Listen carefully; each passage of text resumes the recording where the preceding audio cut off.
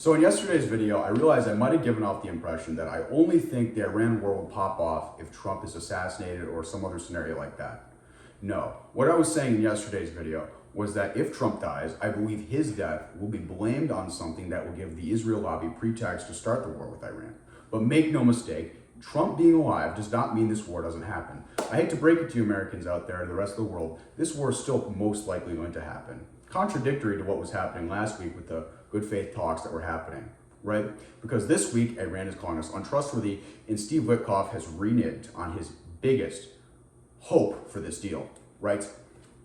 The hope for this deal was that the United States was willing to let Iran keep its nuclear status, right? Not its weaponization status, but its nuclear status. Because Iran will not compromise on that.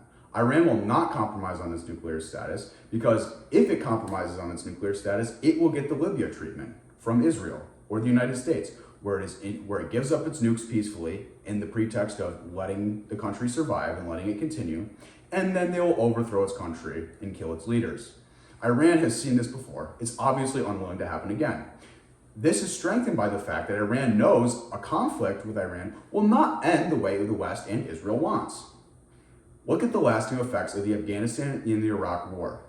20 years later, we still feel the horrible effects of these wars, right? How do you think an Iran war, the strongest country in the Middle East with the largest military, will go against the current United States with our attention divided in Ukraine and Taiwan? Not to mention what's going on with the economy right now. Needless to say, I don't think it'll go well, right? Iran is prepared for this, Iran knows this, and that's why it is not going to be trading its nuclear capabilities for peace. It's not going to do that, because peace is getting the Libya treatment from Netanyahu. That is unacceptable to them.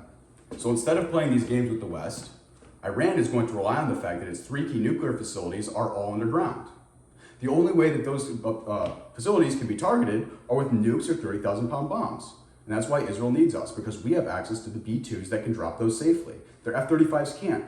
Their F-35s will be targeted by Iran's radar, right? So what happens if we don't completely destroy their nuclear capabilities? Well, that means that they will build a bomb in 1 to 5 years again, if not months, because they have the blueprint for one. And they'll have the justification because they were just attacked. And if you think Russia, who's fighting the Ukraine war, which has not come to an end, won't back them up, you are wrong. This is creating a second conflict, a second arena for us to deal with. It's looking like there's going to be conflicts in every region of the world. Taiwan, Europe, the Middle East, Panama Canal. The dominoes are starting to fall in line, and it's looking like World War III.